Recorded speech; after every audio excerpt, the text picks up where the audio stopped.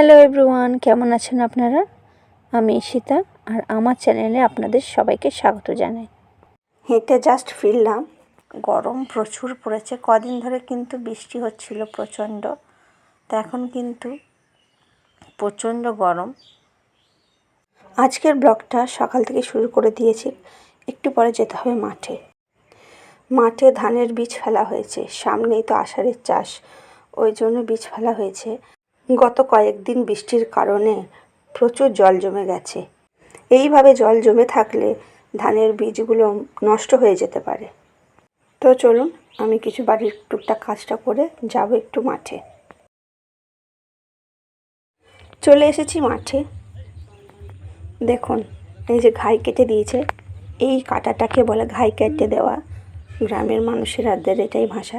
আর দেখুন পুরোটা কেমন জল জমে আছে। এইভাবে জল জমে থাকলে ধানের বীজগুলো নষ্ট হয়ে যেতে পারে, তাই ঘাই কেটে দেওয়া, যাতে জলগুলো সব বেরিয়ে যায়। এই যে দেখতে পাচ্ছেন, সব বেরিয়ে যাচ্ছে আস্তে আস্তে। সবাই মানে এখানে যারা যারা চাষ করে তারা সবাই এসেছেন। মাঠে গিয়ে সব কিছু দেখে বুঝলাম কৃষকদের কত পরিশ্রমের মধ্যে দিয়ে কাজ করতে হয়। এখানে এসে একটা নতুন অভিজ্ঞতা হলো যে কৃষকদের কত পরিশ্রম করতে হয়। তো চলুন বাড়ি ফিরি। চলে এসেছি মাঠ থেকে, এখন নিয়ে বসে পড়েছি সকালের খাবারে বানিয়েছিলাম চিড়ের পোলাওটা। আর আমি এখানে রান্না করতেও বসে গেছি। এখানে আলু কেটে নিয়েছি, আর এখানে সেই পোহাটা করেছিলাম, অর্ধেকটা আমি বাটিতে নিয়েছি আর অর্ধেকটা আছে কড়াইয়ে। তো একসাথেই কাজ করছি, কারণ আসতে একটু দেরি হয়ে গিয়েছিলো, রান্নাটাও করতে হতো, প্লাস আমার খিদেও পেয়েছিল। তো এখানে একসঙ্গেই আমি কাজটা করে ফেলছি। চলুন রান্না কমপ্লিট করে নিই এবং খেয়েও নিই। এখন বেরিয়েছি একটু বাইরে। কেউ বলতে পারবে কদিন আগে এত বৃষ্টি হচ্ছিল, কি বলবো, সব পুকুর ঘাট পুরো ডুবে গিয়েছিল। আর আজকে প্রচণ্ড রোদ দিয়েছে আর তেমন গরম। তো চলুন, এই যে বাইরের অবস্থাটা, বাড়ি যাই এবার। কিছু টুকটাক কাজ আছে, সেগুলো করে নিই।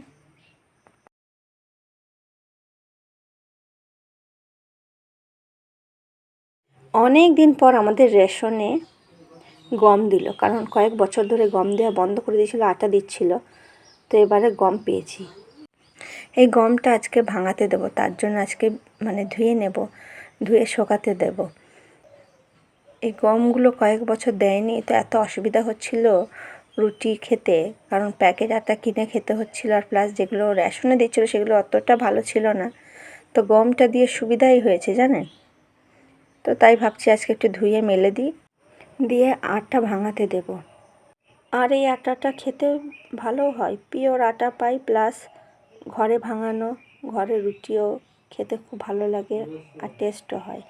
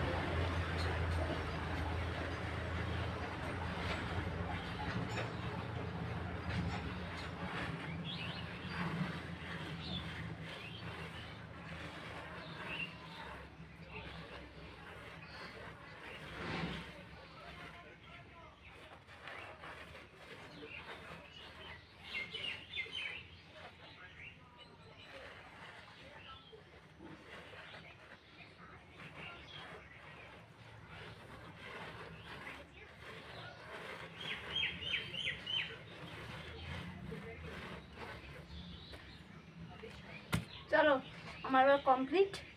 এবার যাবো স্নান করতে, দেন যাবো আমি আমার কাজে। রোদ তো শুকিয়ে যাবে গরমটা। হ্যাঁ শুকিয়ে যাবে, চলো।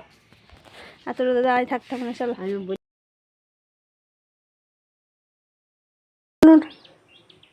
স্নান করে বসে পড়েছি দুপুরের খাবারে। আজকে দুপুরের খাবারে ছিল মাছ ভাজা, এই পুঁই শাক দিয়ে আলু দিয়ে ডাল দিয়ে একটা তরকারি, আর ছিল মাছ দিয়ে বড়ি দিয়ে মাছের ঝাল। তো এই ছিল আজকের দুপুরের খাবার। তো খাবারটা শেষ করি, খেয়ে দিয়ে চলে যাবো আমি আমার কাজে। আপনারা তো জানেনই সবাই। আর আমি লাঞ্চটা একটু তাড়াতাড়ি করে নিই। আজকে কাজ থেকে বাড়ি ফেরার সময় একটু দাঁড়িয়ে পড়লাম রাস্তার ধারে।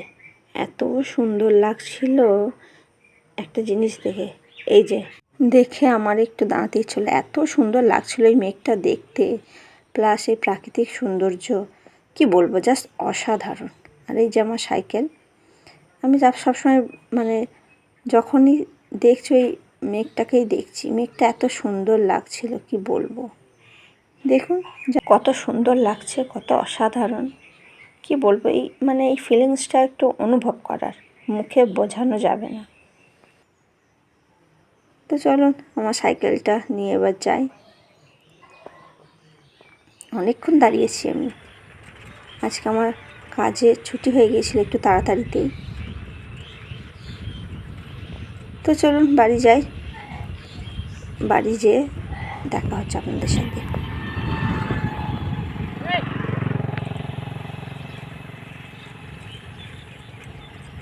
আকাশটা এত সুন্দর লাগছে, কি বলবো। এসে পড়েছিলাম আমি অনেকক্ষণ আগেই, আর এখন রাতে বসে পড়েছি রাতের খাবার নিয়ে। রাতে খাবারে ছিল সুজি আর একটা চিংড়ি মাছ আলু দিয়ে একটা তরকারি। তো এই হচ্ছে আজকের ডিনার। আর চিংড়ি মাছ খেতে আমার খুবই ভালো লাগে। তো চলুন খাবারটা শেষ করি। ব্লগটা এখানেই শেষ করলাম। তাহলে কেমন কি লাগলো একটু কমেন্টে জানাবেন, এবং আমার চ্যানেলটিকে সাবস্ক্রাইব করে দেবেন, একটা লাইক করে দেবেন, বন্ধুদের সাথে একটু শেয়ার করে দেবেন, আর কমেন্টে জানাবেন কেমন কি হয়েছে। সবাই ভালো থাকবেন, সুস্থ থাকবেন। দেখা হচ্ছে নেক্সট ব্লগে।